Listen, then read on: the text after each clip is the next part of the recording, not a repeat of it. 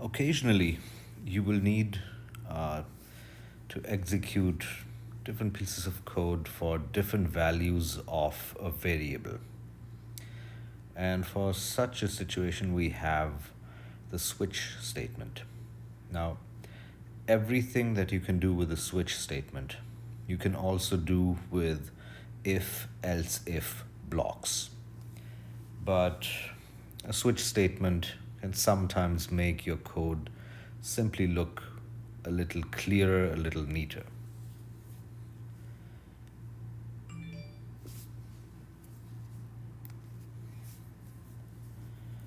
So, under the switch statement, there are actually two other keywords that we use. One is called the case label, the other one, the default case label.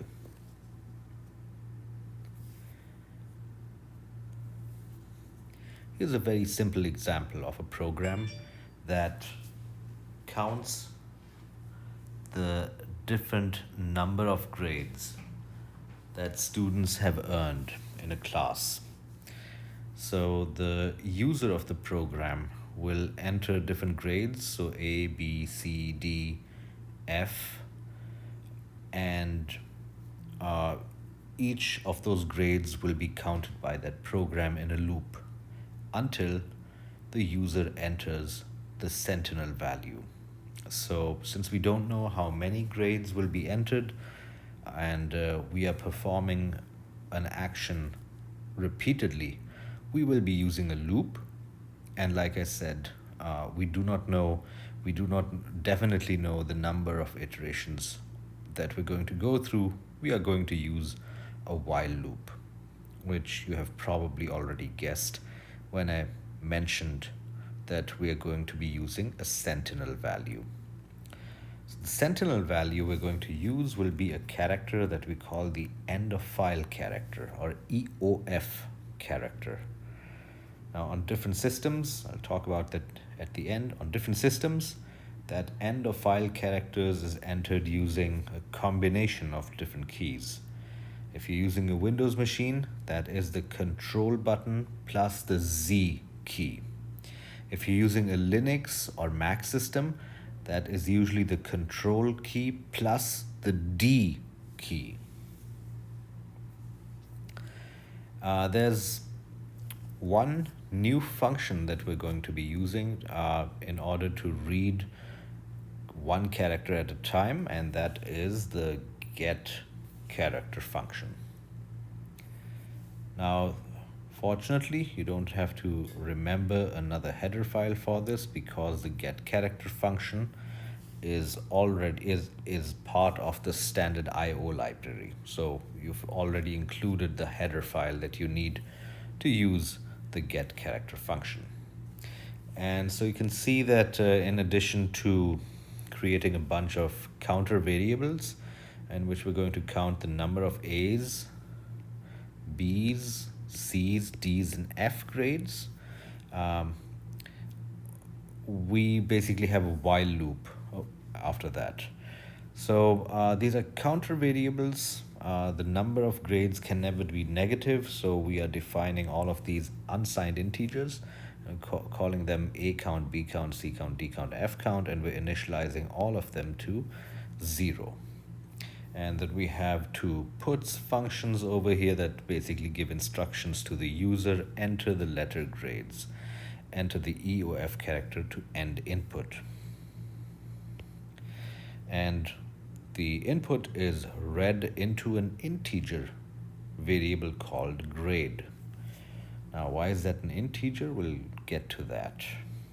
So the get character function returns a character which can also be treated as an integer number, not an unsigned integer, an integer number. And your next assignment will be related to that. You already saw a few lectures ago that characters are basically stored as numbers, and we saw that in when we saw the ASCII table. over here, what we're going to do is we're going to treat, alternatively, we're going to look at, we're going to, over here, we're treating the character read by the get character function from the command line, entered by using the keyboard. We're going to store that in an integer variable, and that's absolutely fine, which meaning that its grades value can be somewhere in the range of -128 to +127. Remember, a character is 1 byte long, 1 byte in size. When we talk about the size of different variables, sometimes we also say they're a certain length in number of bytes, or width actually. Okay, so we have a while loop going, and the condition of the while loop is while loop will keep going as long as the character read from the keyboard, which goes into grade, as long as that is not equal to the end of file character. Remember, this is the not equal to comparison operator. And inside the while loop, we have the switch statement that we are trying out. And the switch statement, the switch keyword over here, switch label actually, is followed by the variable whose value is being checked for different values, and based on which we're going to be running different code. So we'll handle grades both in uppercase letters as well as lowercase letters. So if somebody enters, so this is the structure of a case statement. So we have parentheses over here, which are closing over here, and we basically have different cases. So case capital A, or in case the value of grade is the same as the value of a small a. In that case, and remember we have colons over here, in that case this line of code will run, followed by this break statement, which is also new. The break statement is not optional in when you're using switch. We need to use that, and we'll see why. So over here you can see that the case statement for an uppercase A does not have any code following it, like the lowercase a statement. When you put two case statements together like this, what it basically means is, if this case or this case is true, run the code after the second or third, or however many, which case statement. We have the same thing going over here for the letter grade B. If the user enters an uppercase or lowercase b, this is the line of code that will execute. When we're finished, the break statement is executed. And we have the same thing repeating for the grade C, followed by a break statement. And for the grade D, the grade F. We also have a couple of additional cases. And that is, we have a case for the new line character, for the tab character, and for the space character in case somebody enters nothing. The case for the new line character is actually kind of necessary, and we'll talk about that again today. Finally, if somebody enters something completely different from all of the cases that we saw, remember, a character value can take on 256 different possible values. We just talked about a few over here. AA, BB, CC, DD, FF, new line, tab, and space. Remember, the value of the grade variable over here can be any of those other values out of that set of 256. What happens if you get one of those characters? What if somebody enters a grade that is not really a grade, that is an invalid value, which doesn't have meaning as a grade? Well, in that case, the code under the default label is executed. And what is that code? In our case, we print out a message that says incorrect letter grade entered in the form of a printf statement, followed by a puts function that says enter a new grade. And then we break out of that too.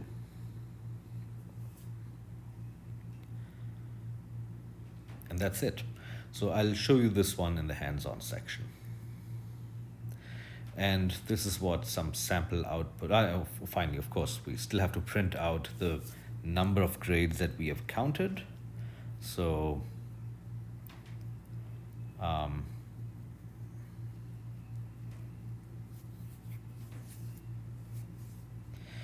yeah, so if somebody enters an end of file character, we break out of the while loop, and this is where we end up, line 61. And that's where we're going to print out the values of A count, B count, C count, D count, and F count variables formatted as unsigned integer numbers, of course. And those will be the counts, the number of times that different grades were entered. And this is an example of a sample run.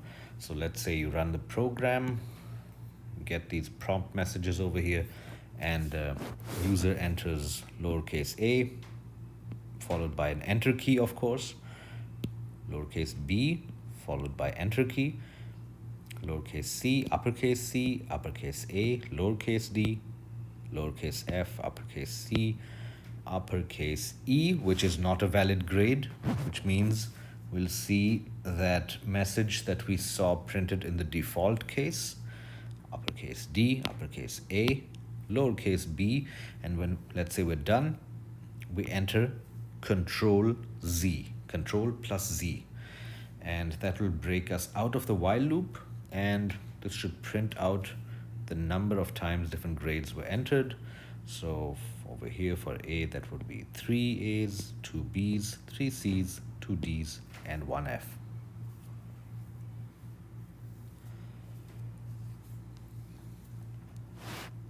So I already talked about most of the important stuff that's in the slides that explain this code, that follow the source code that you just saw. So I already explained how the while loop over here works. Okay.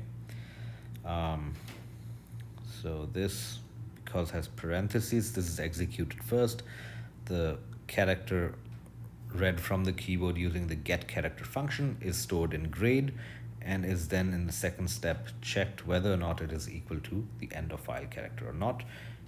Like I said, the get character function is in the standard IO header file. And you can also see that the characters entered from the keyboard are sometimes treated as integers, and at other times in the switch statement we're using the equivalent a character representation, and that's perfectly fine. Just want to point out one other thing. When you write a number in C, you can just write it without any starting and ending boundaries. When you write a string, you put the string in double quotes. When you're talking about a single character, you have to use single quotes, like in all of these cases that you see. Okay.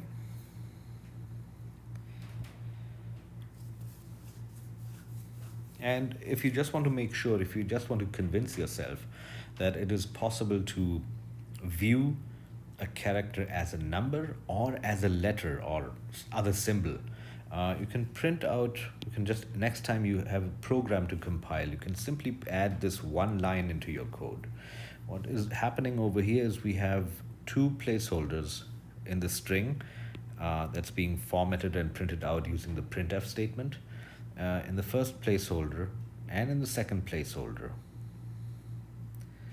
we're printing the lowercase a letter.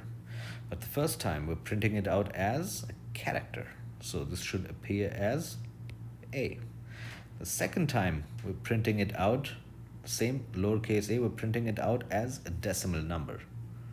And that will produce the decimal value of the character A in the ASCII table, which happens to be 97.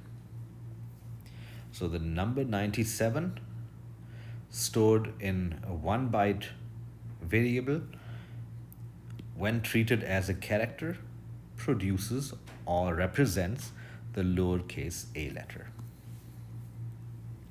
Now, you already saw what the ASCII table looks like. Like I said, you can check again that the decimal number 97 represents a lowercase a.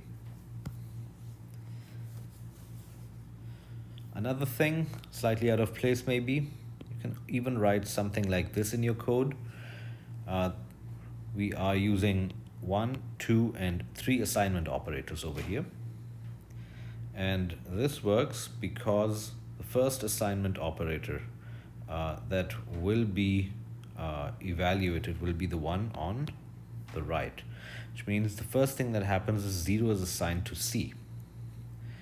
Once that is done, we come to the second assignment operator, which assigns the value of C, which now is 0, assigns that to B.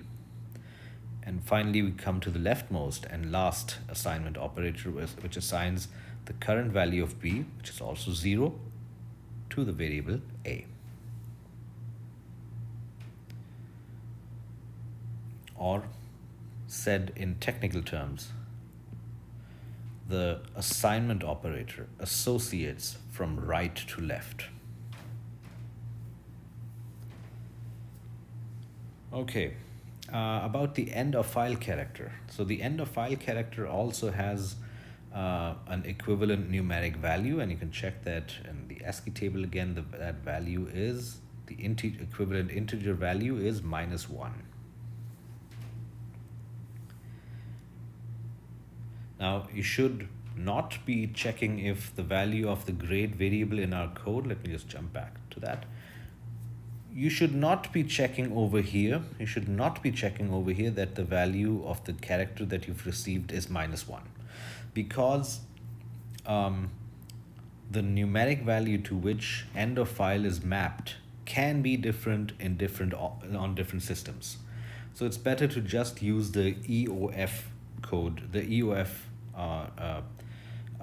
label instead.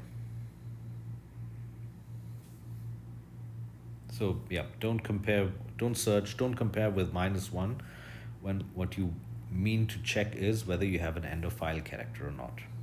Instead, just use EOF, okay? Because like I said, the value of EOF can be system dependent, is system dependent. So as for how to enter the EOF character, like I said, on Linux, Unix, and Mac, use Control and D, Control plus D.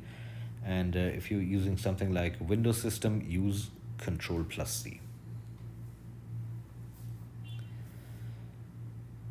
Now, every time you enter a grade, you have to follow that up by hitting the Enter key.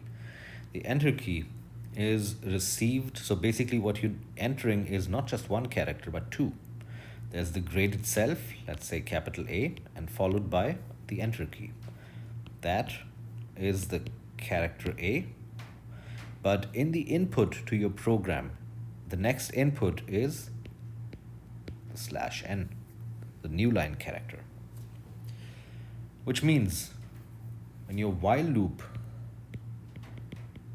is executing for one entered grade, it actually runs twice. The first time you hit the case for, let's say, letter A, and we do whatever we do for that. But the next input received by your system is the new line character right after that. And for that, we don't want to do anything. But we still have to handle that situation. And that's why we have added the cases for, /n, /t, and even the space character.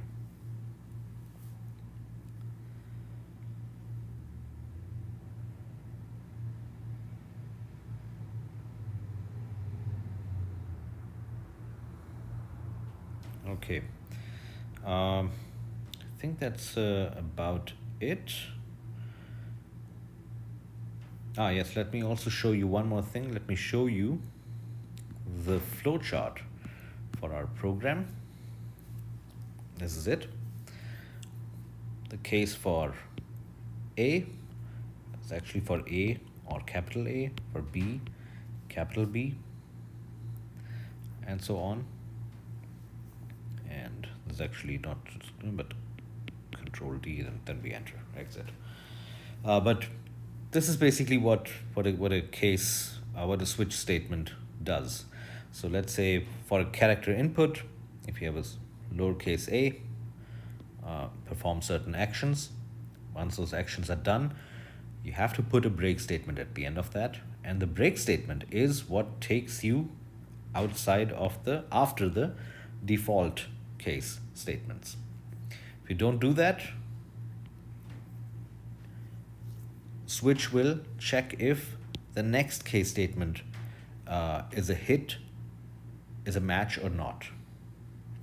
That's, now that you understand that, that is basically why we put cases for lowercase a and cases for uppercase a together.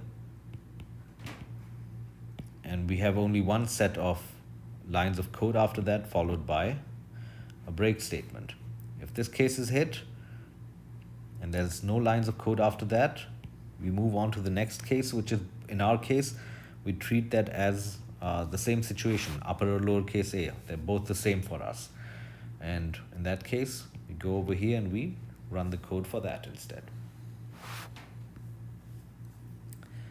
Yeah, so like I said, because of the way the get character function works, we're not only getting a single letter that is followed up by new line, tab, or space characters if somebody enters nothing. So we are also handling those situations with case statements that contain only a break statement, because we don't have to add anything to any of the grade counts. Okay, and